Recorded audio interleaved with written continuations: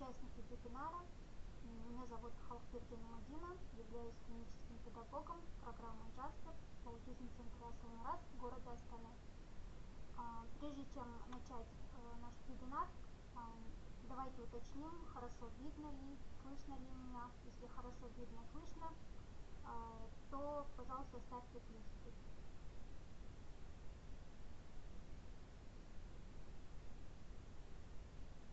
Отправьте в чат знак плюс, если вы меня хорошо слышите, видите.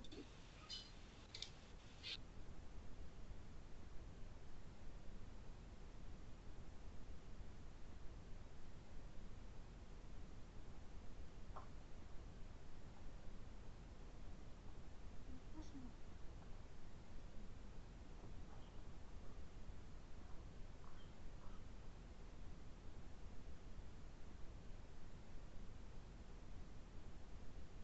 А сейчас вы меня слышите?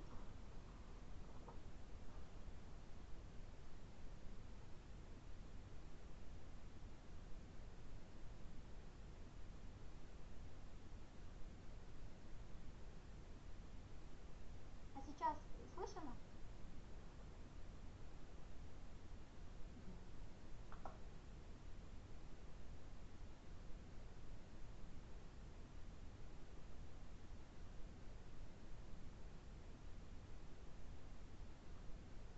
А теперь слышно?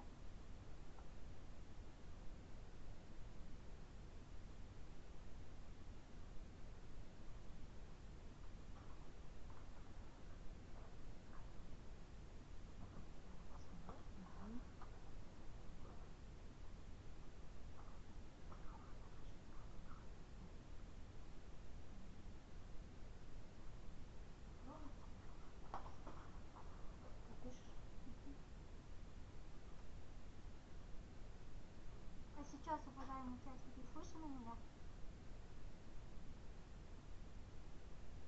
Вы меня слышите?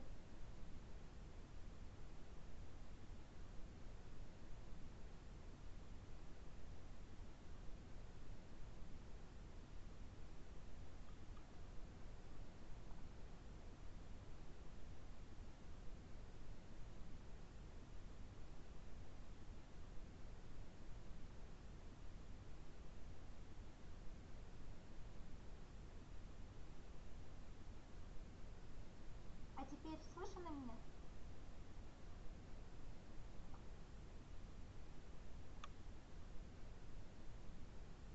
Пишите, пожалуйста, если...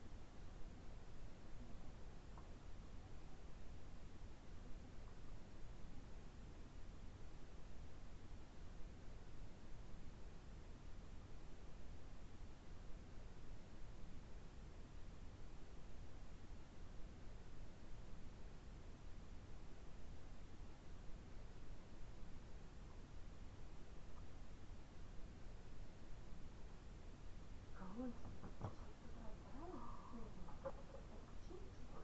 и снова подключаем. Дедушки. Давайте мы... Это что, неожиданно? Подожди, подожди.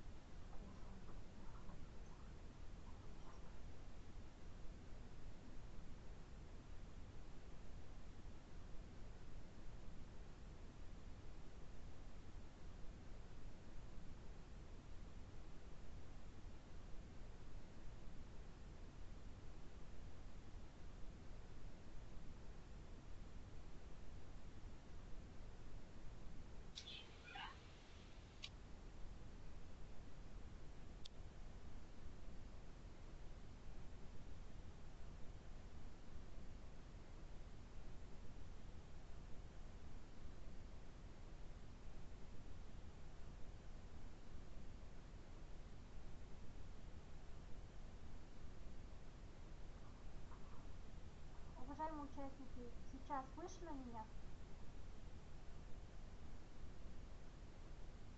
Да.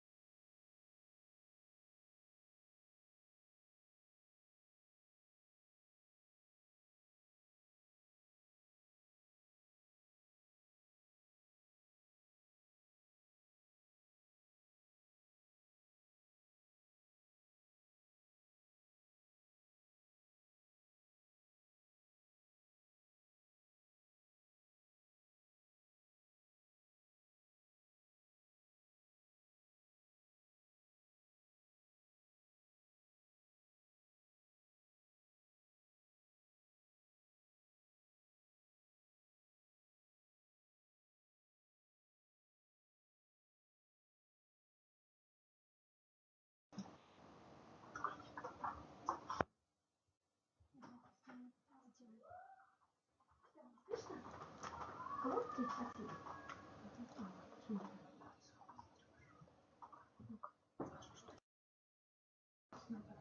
Уважаемые участники, теперь меня слышно? Да, хорошо. Хорошо, спасибо.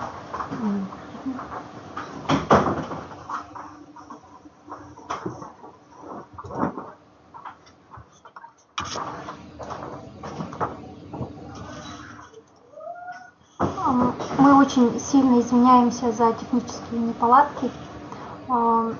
Если меня хорошо слышно и видно, давайте начнем наш вебинар. Итак, сегодняшняя тема нашего вебинара – это игра как способ развития ребенка с раз. Часть вторая. Мы продолжаем свой вебинар в рамках этой темы. Сегодня мы с вами будем раскрывать такие вопросы. Следующие вопросы – это процессуальный уровень игры. Далее будем говорить о навыках совместного внимания, также о способах формирования навыков совместного внимания во время игры. То есть поговорим, как формируем навыки совместного внимания в процессе игры.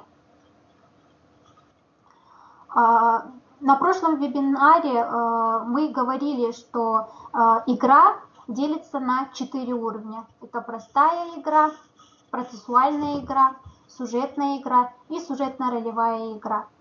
Моя коллега Динара вам подробно рассказала о простой игре.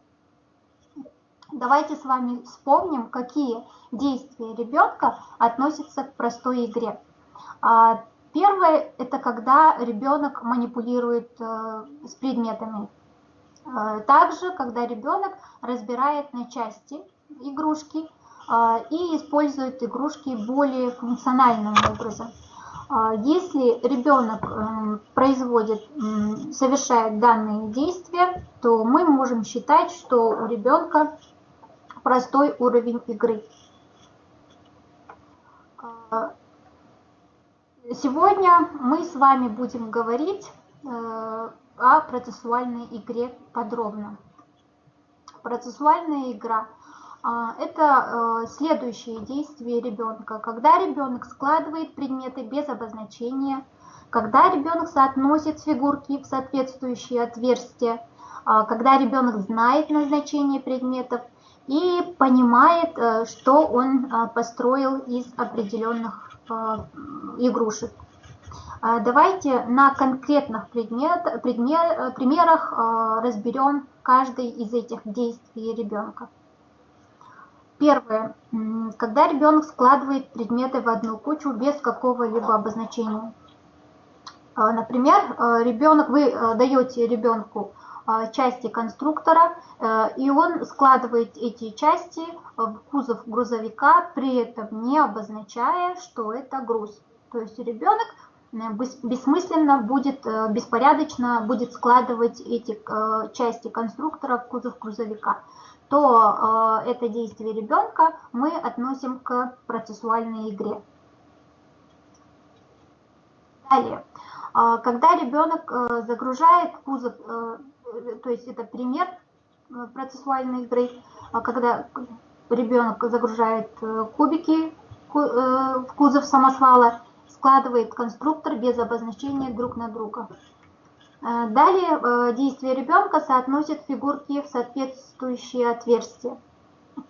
Когда ребенок собирает пирамидку, учитывая величины колец. Когда ребенок кладет в соответствующие вкладыши, соответствующие отверстия, то есть фигурки в соответствующие отверстия.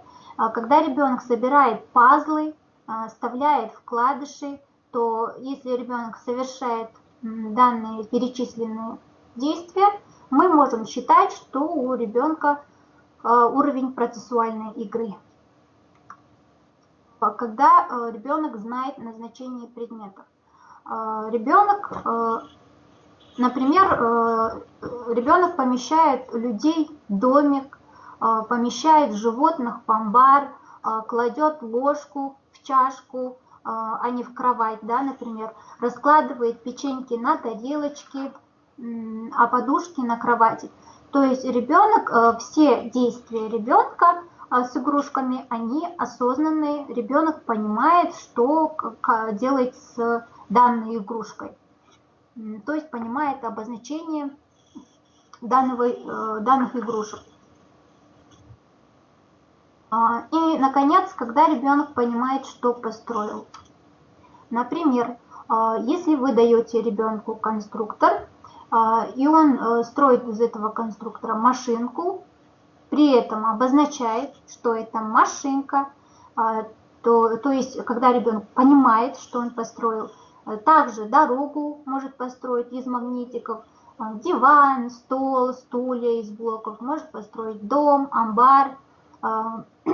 Ну, надо учесть вот такой момент, когда если ребенок не может устно обозначить то, что он построил, тогда как мы поймем, что ребенок понимает, что он построил?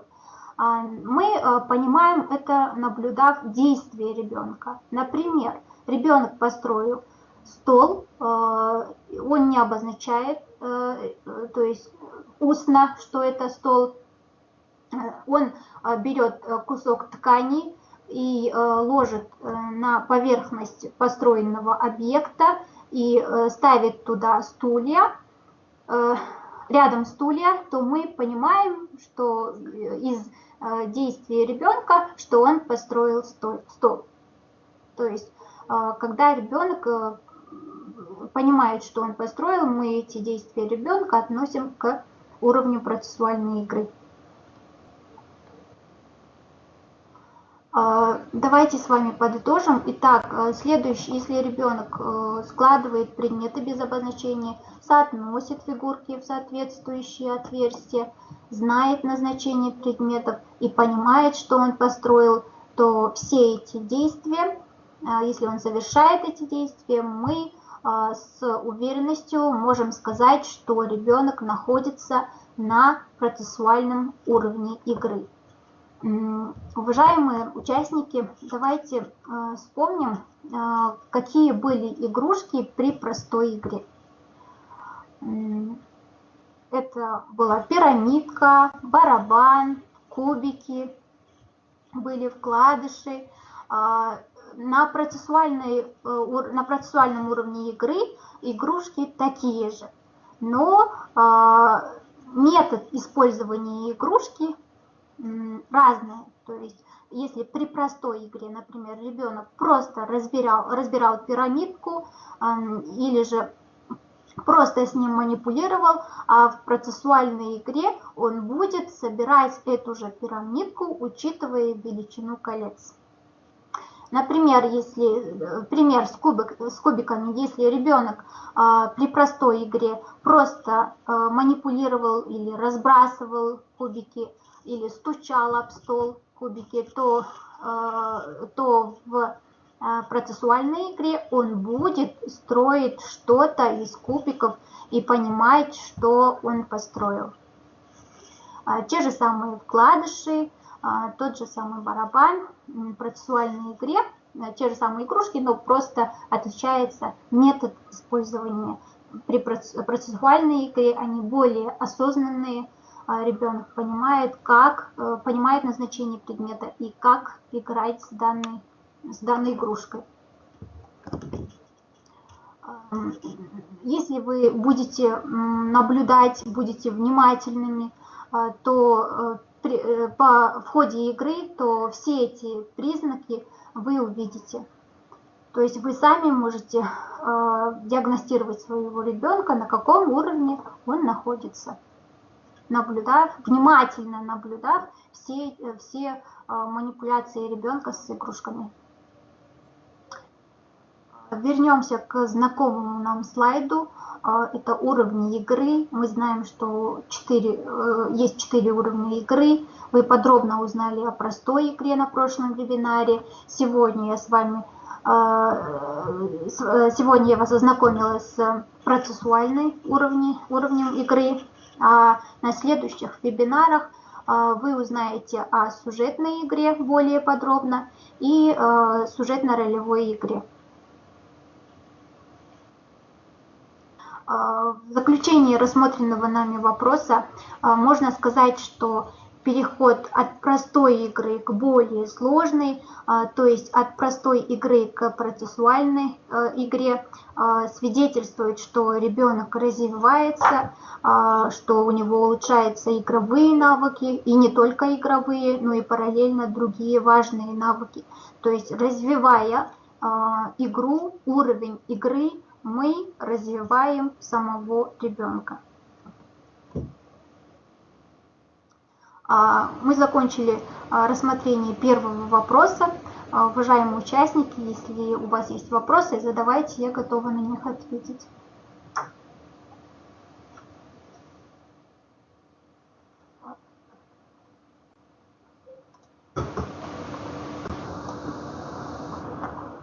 Пишут вопрос.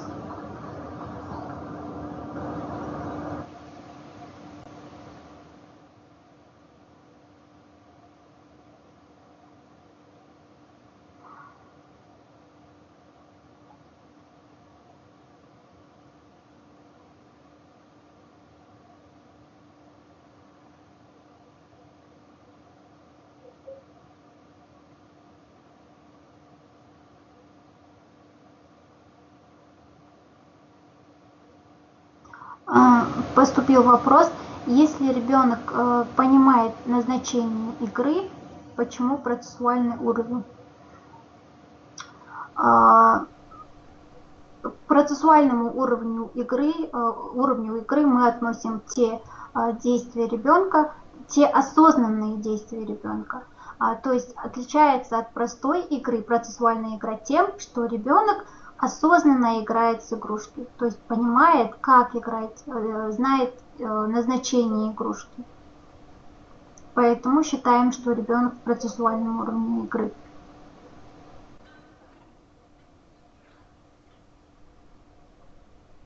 И вам спасибо за вопрос. Если нет вопросов, то, так как время наше ограничено, идемте дальше. Следующий наш вопрос – это навыки совместного внимания. Что же такое совместное внимание? Давайте разберем само понятие совместное внимание. В нашем случае это способ, которым ребенок сообщает другому человеку, другому взрослому о своем интересе к чему-то. При этом целью ребенка не является просьба о чем-то, а является именно разделение внимания. То есть ребенок просто хочет разделять свое удовольствие с другим человеком, свое внимание с другим человеком. Вы видите фотографию на слайде. На фотографии ребенок показывает, указав указательным жестом на цветочек, для того, чтобы мама тоже посмотрела, да? Вот здесь ребенок не хочет сорвать цветок, он не хочет просить цветок, чтобы достали его, да? Ребенок хочет просто поделиться своим вниманием, просто разделить свое внимание с мамой. Ребенок хочет, чтобы мама тоже посмотрела на этот же цветок. То есть этот навык мы считаем навыком совместного внимания. Совместное внимание является важным навыком для взаимодействия ребенка со взрослым и со сверстниками. Навыки совместного внимания. Какие навыки формирует совместное внимание? Первое – это ребенок должен уметь устанавливать глазной контакт. То есть ребенок должен смотреть вам в глаза. Второе – указывает на игрушку. Ребенок должен уметь указать на игрушку для того, чтобы поделиться. Не для того, чтобы попросить, а именно для того, чтобы поделиться впечатлением. Третье, ребенок должен уметь передать игрушку, также с целью поделиться впечатлением, то есть разделить свое удовольствие. На примере, если вы с ребенком строите башню, вы кладете поочередно кубики друг на друга, и когда вот очередь ребенка, ваша очередь, ребенка, ваша очередь, когда подошла ваша очередь, ребенок протягивает вам кубик, то есть дает вам кубик не для того, чтобы просить о помощи, а просто для того, чтобы поделиться, какой вы с ним вместе строите, какую высокую башню. То есть он в вашу очередь передает кубик вам, чтобы вы тоже участвовали, что он понимает, что подошла ваша очередь, и вы должны ставить. То есть от этого процесса он получает удовольствие, и он хочет поделиться удовольствием с вами. Для этого он передает вам игрушку. Это очень важный навык совместного внимания.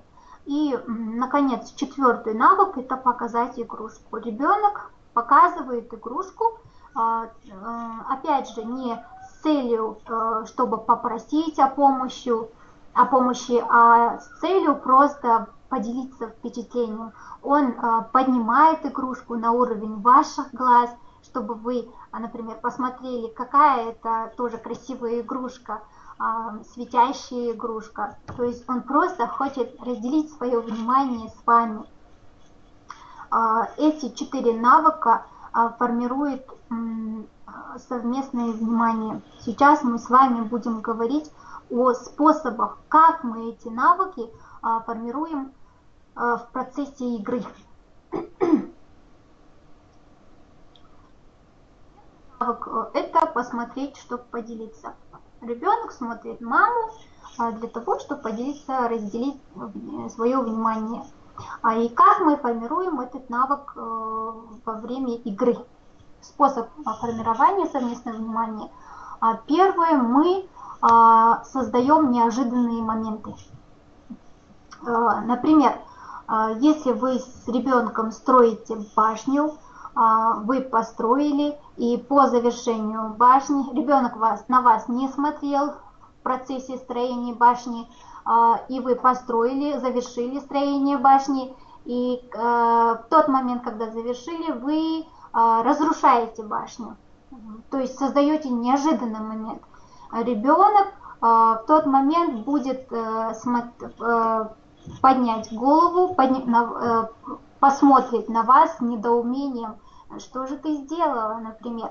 Тогда вы должны поддержать этот глазной контакт, отвечая ребенка, то есть упала, то есть называете процесс, при этом смотрите на ребенка с веселым голосом, с эмоциональным голосом, поддерживаете то, что ребенок на вас посмотрел, поддерживаете ребенка и поощряете эмоционально.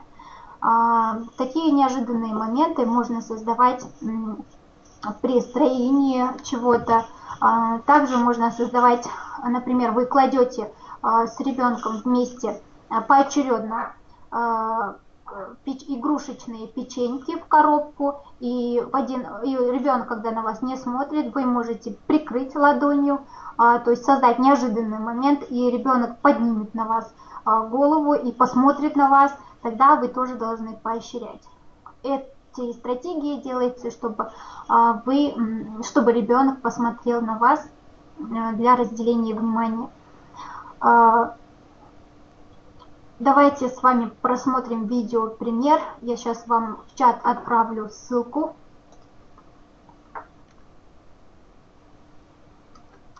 Пройдемте по ссылке. Я вас попрошу приглушить звук. Я буду сама комментировать происходящее. Видео открыли. На видео ребенок с педагогом строит башню, поочередно вставляя коробки. Потом педагог создает неожиданный момент, то есть разрушает башню. Ребенок недоумением смотрит на педагога, поднимает голову. И что делает педагог? Педагог поощряет, реагирует на взгляд ребенка и говорит, называет процесс «упала», тем самым поддерживая ребенка, поддерживая глазной контакт ребенка. Далее. Для того, чтобы можно использовать еще вот такую стратегию, когда вы кормите поочередно животного или куклу, вы можете в очередь ребенка удержать куклу или игрушку, и также ребенок посмотрит на вас с недоумением, что же ты делаешь, и вы в этот момент тоже должны эмоционально поддержать ребенка, то есть реагировать незамедлительно. Теперь остановимся на навыке совместного внимания, указать, чтобы поделиться. Начнем с того, что в обычной жизни дети указывают на предметы для того, чтобы попросить о чем-либо, чтобы показывает вам предмет. Также ребенок показывает предмет, указывает на предмет, извините, для того, чтобы просто разделить впечатление, разделить внимание свое. Но чаще всего дети быстро научаются указаниям, чтобы попросить, нежели указанием, чтобы поделиться. Им этот навык формируется гораздо легче, то есть навык указать, попросить, чем указать, поделиться. Давайте с вами разберем, в чем же различие навыков указать, чтобы попросить, указать, чтобы поделиться. В первом случае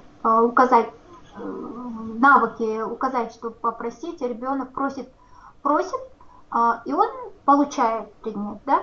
Мы понимаем это в контексте, то есть если ребенок дотянулся, не дотянулся, или же он не смог открыть, он указывает на тот предмет, который хочет, и мы даем ребенку этот предмет.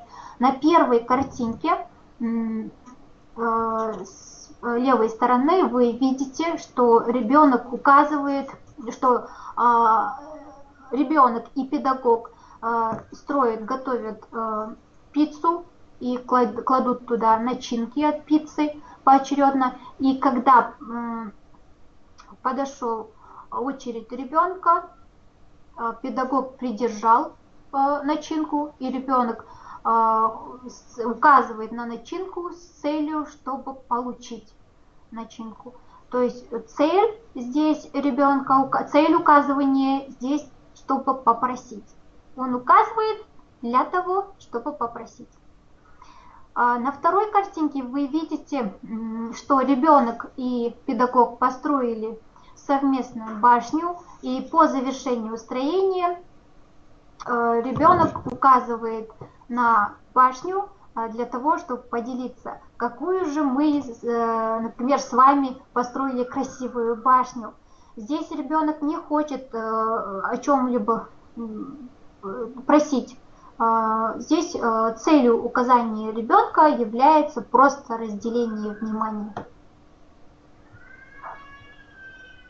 Далее, как мы формируем навык указывания, чтобы попросить?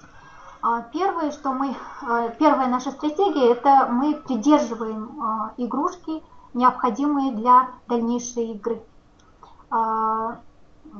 Например, когда мы готовим пиццу, опять же кладем туда начинки или печенье, когда подходит очередь ребенка, ему нужно ставить очередную начинку, мы придерживаем немножко, когда ребенок потянул рукой. В первое время, когда мы вот-вот начинаем формировать навык, достаточно того, что ребенок просто потянул руку, и мы даем ребенку эту печенье, да, необходимую, или начинку. Но когда в следующие разы, уже когда ребенок четко протягивает руку для того, чтобы попросить, мы формируем у ребенка уже жест, указательный жест. Когда он протягивают руку, мы немножко физически формируем у ребенка указательный жест, согнув другие пальцы и оставив только указательный палец. Таким образом мы формируем у ребенка навык указать, чтобы попросить. Также мы создаем ситуации для ребенка, когда предмет находится вне досягаемости. Если, например, к продолжению игры нужны будут ложки, то мы ставим ложки вне досягаемости, в зону недосягаемости ребенком места, чтобы ребенок указал, чтобы желаемый предмет, необходимую игрушку для дальнейшего шага игры. Давайте пройдемте по ссылке, чтобы наглядно увидеть формирование навыка указать, чтобы попросить. Я сейчас в чат отправлю следующую ссылку. Пройдите, пожалуйста, по ссылке. Опять же, попрошу приглушить звук, чтобы я комментировала. Здесь ребенок и педагог готовят торт, кладут туда ягодки, то есть украшения. Когда подошла очередь ребенка оставления начинки, педагог придерживает свечку, также физически формирует у ребенка указательный жест, затем, назвав, что это свечка, отдает ребенку игрушку. То есть мы должны создавать ситуации для того, чтобы формировать указательный жест во время игры. Каким должен быть указательный жест? Указательный жест должен быть согнутые все пальцы, кроме указательного, и она должна быть четким и правильным.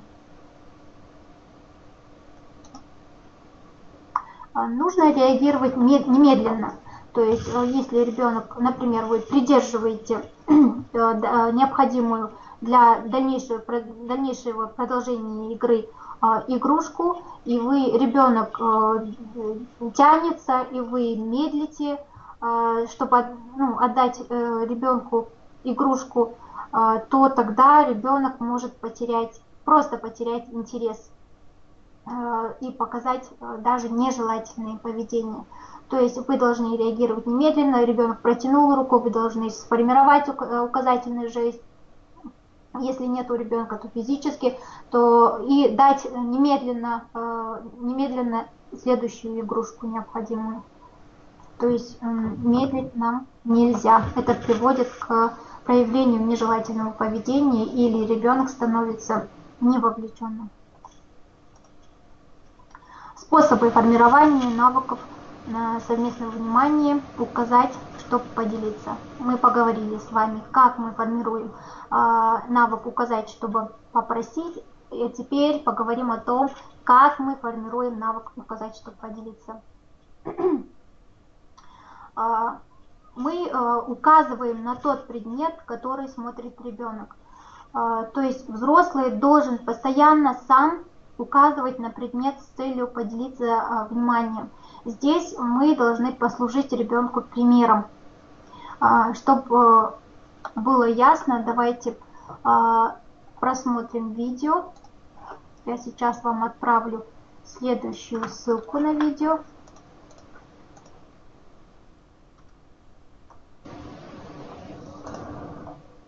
Попрошу открыть. Здесь на видео ребенок со взрослым строит башню из коробок. По завершению строения взрослый указывает на башню и говорит, что это башня. То есть мы с тобой построили башню. Здесь мы, как видите, служим для ребенка примером. И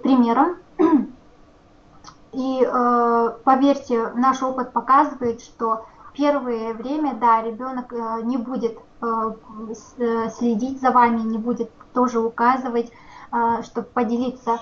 впечатлением, но в следующие разы, это где-то на 10-м, на 11-м занятии ребенок будет повторять за вами, и по завершению какого-либо объекта он будет указывать на объект, если вы, конечно, вы это делали регулярно.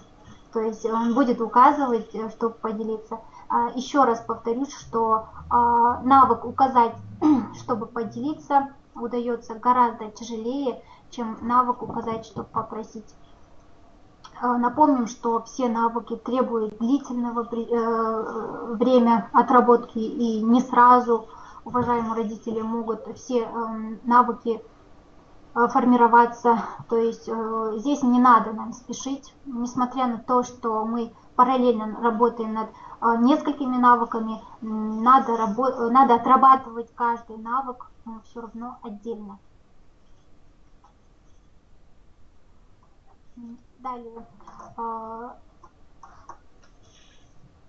Далее следующий навык совместного внимания – это навык передать предмет или игрушку, чтобы попросить. Как и в навыке указывания, здесь есть два вида передавания предмета.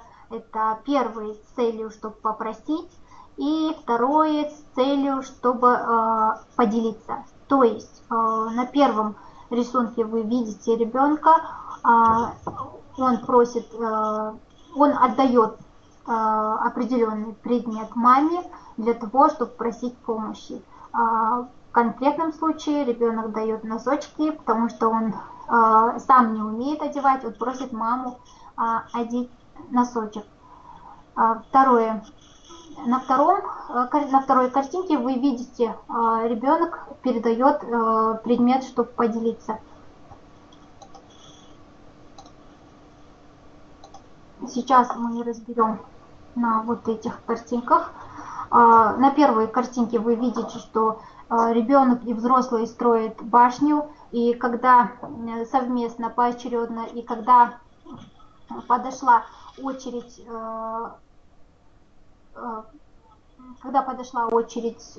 ребенка, он передает предмет взрослому для того, чтобы просить помощи, потому что он не может поставить кубик на вершину башни, потому что ребенок не достает.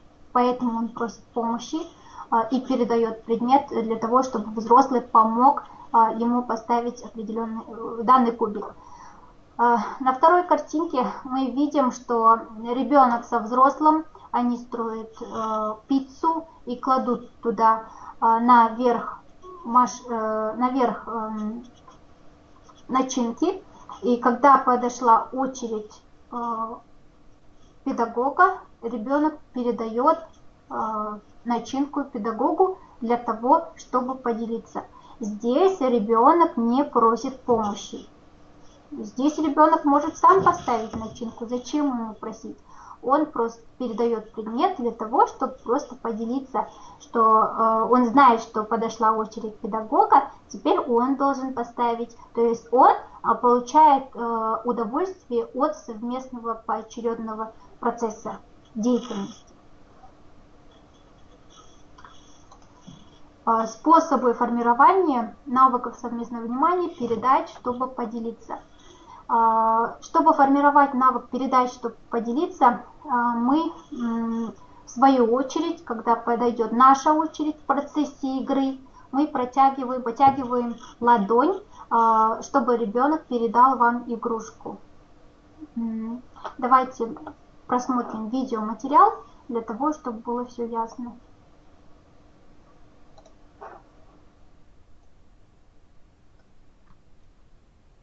Сейчас я вам отправлю в чат ссылку.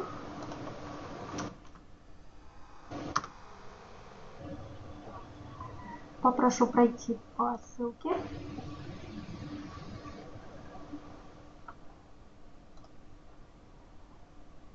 Здесь мы видим, что ребенок и взрослые ставят ягодки на торт поочередно.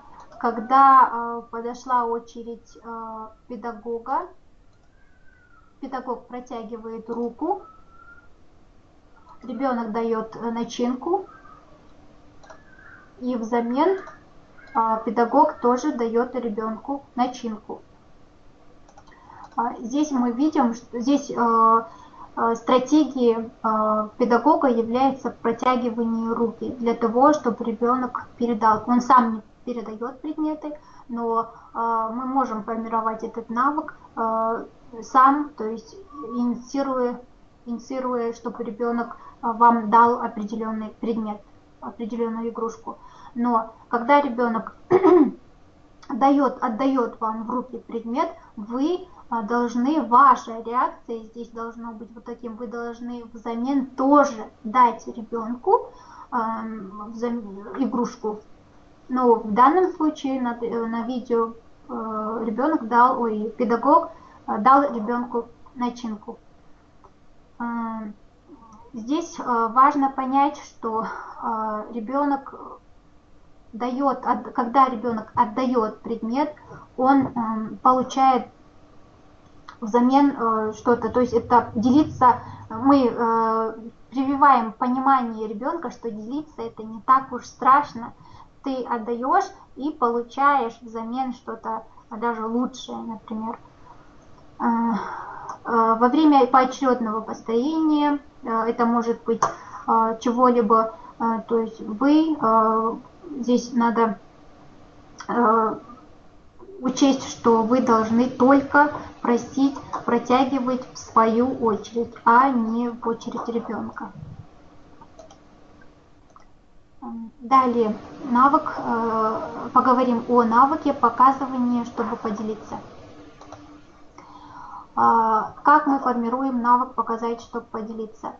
Например, в процессе игры, если ребенок взял в руки предмет, вы можете немного помочь приподнять предмет на уровень ваших глаз и называть его. Сейчас мы просмотрим видеоматериал для того, чтобы было все ясно.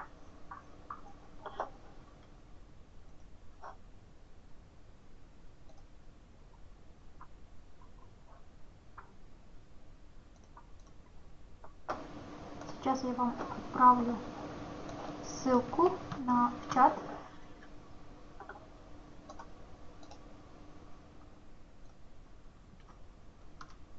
Вот ссылка. Пойдемте, пожалуйста, по ссылке и просмотрим видео пример формирования навыка показать, чтобы поделиться. На данном видео ребенок и педагог сажают животных на стулья. И когда ребенок взял зайца, педагог поднимает ручку ребенка немножко и указывает на игрушку и с эмоциональным голосом, с веселым голосом называет животного, то есть заяц. Важно помнить, что мы должны замечать и отвечать на попытки ребенка совместного внимания. Если ребенок посмотрел на вас, вы должны это увидеть и непременно реагировать, незамедлительно реагировать и поддержать инициативу ребенка к совместному вниманию. Также мы физически не привлекаем ребенка.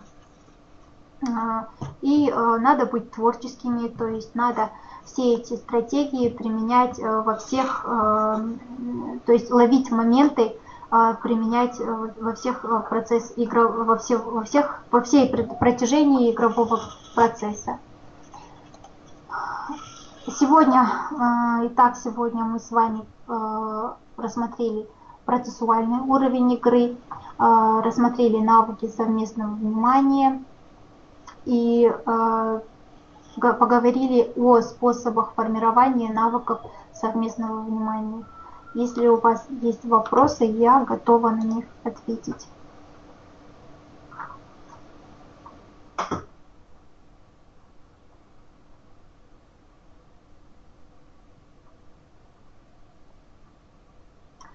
Поступил вопрос, Что значит физически не привлекать ребенка? Пожалуйста, поясните.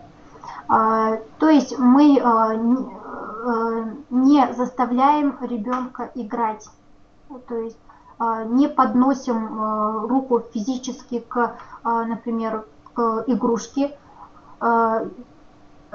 В навыке показывания, чтобы поделиться, там мы немножко используем физические вмешательства для того, чтобы мы, например, поднимаем за локоточек ребенка для того, чтобы это выглядело так, что ребенок показывает, поднимает игрушку на ваш уровень глаз, будто он вам показывает игрушку для того, чтобы поделиться. Но мы ни в коем случае не заставляем брать ребенка игрушку и поднять на уровень ваших глаз. То есть это, то есть мы не работаем рука в руке, то есть это запрещается.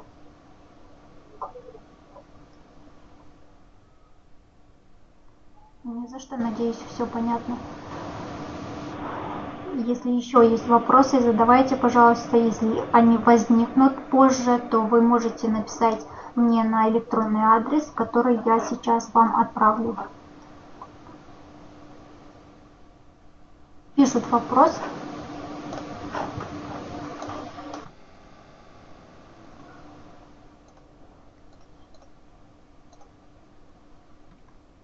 Вот мой электронный адрес. Присылайте свои вопросы. Я до 3 часов сегодняшнего дня непременно отвечу.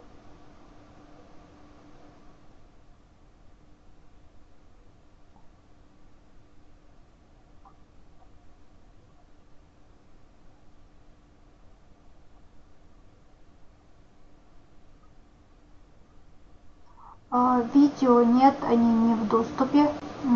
Пока что у нас нету своего канала на YouTube. А как только мы будем иметь свой канал, они будут в доступе.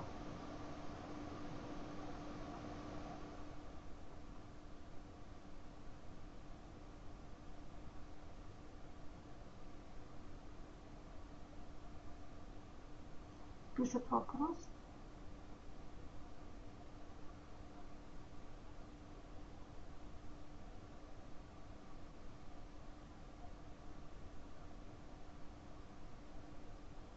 Запись вебинара, да, будет в доступе. Вы можете найти ссылку в нашем сайте Асыл Мирас.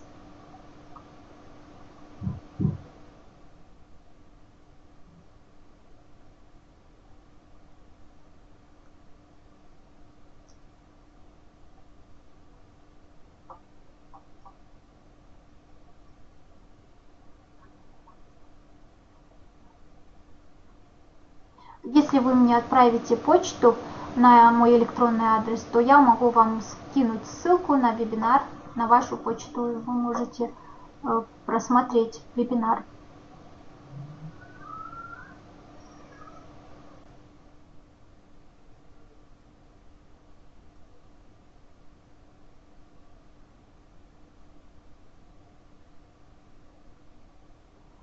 Пишут: спасибо большое, очень полезный вебинар, примеров много было, отлично. Спасибо. Для меня главное, чтобы вы поняли и применяли эти стратегии формирования навыков совместного внимания со своим ребенком в процессе игры.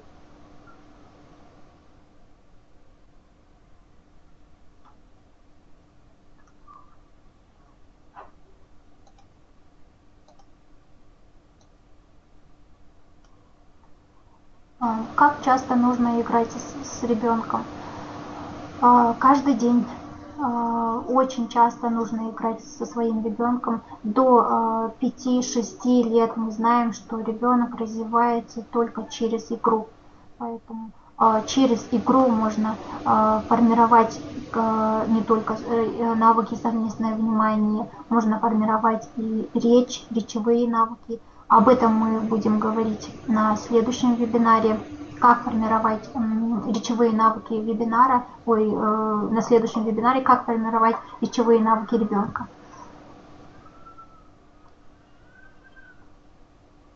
Нужно отводить для игры отдельное время, то есть это может быть час каждый день или 2 часа, если даже больше, лучше. Если вы можете ребенка держать вовлеченным, то вы можете продолжать играть в течение 1,5 часа. Максимум 30 минут. Об этом говорилось на первом вебинаре. Ой, минимум 30 минут, извините.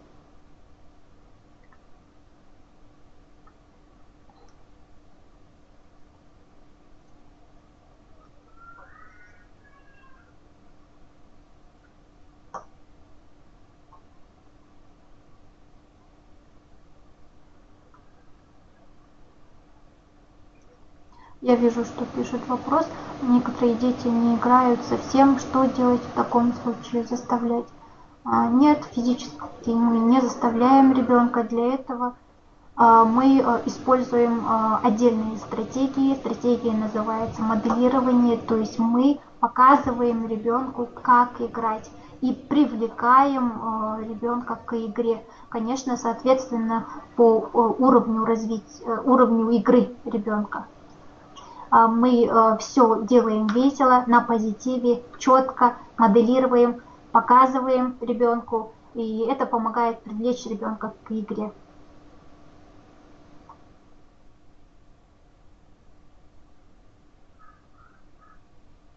Но опять же повторяюсь, мы физически не заставляем ребенка, это не дает никакой эффективности.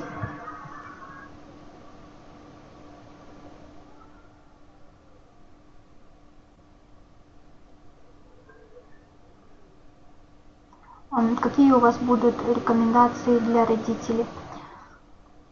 Для родителей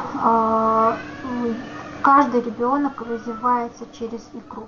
Игра является важной частью развития ребенка. Через игру мы формируем навыки, поэтому играть вам стоит каждый день. Как минимум час. Вы можете этот час поделить на, например, до обеда играть примерно полчаса с ребенком, и после обеда, то есть ближе к вечеру, играть тоже полчаса, то есть разделить этот час. При этом у вас должны быть игрушки, соответственно, его игровому уровню.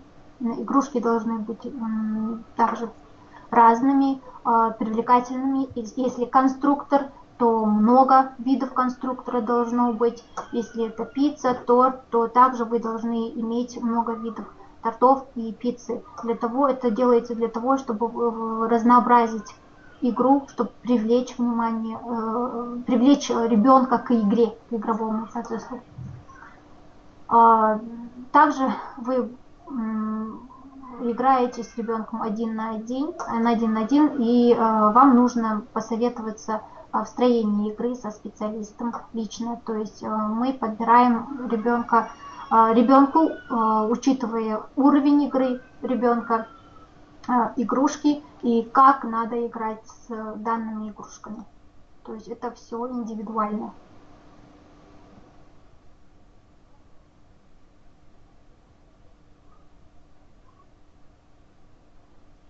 Спасибо вам за вопрос.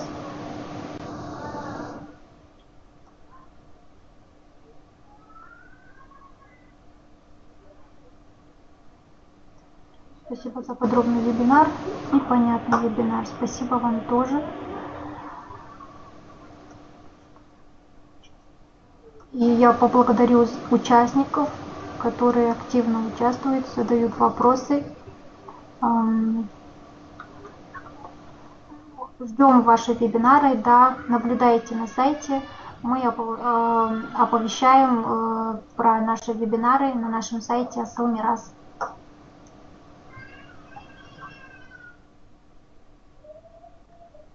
Если нет вопросов, если все понятно, то завершаем наш вебинар. Спасибо всем за участие.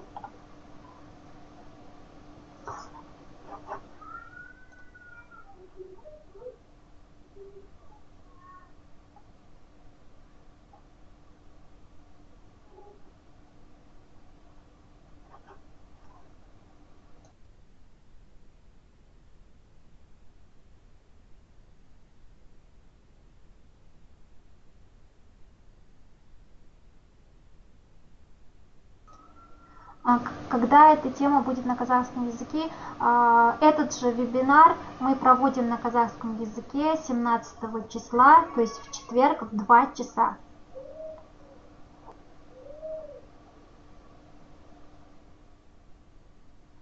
Да, наблюдайте за новостями. Все, если нет вопросов, то тогда я с вами попрощаюсь. Спасибо большое еще раз за участие всем.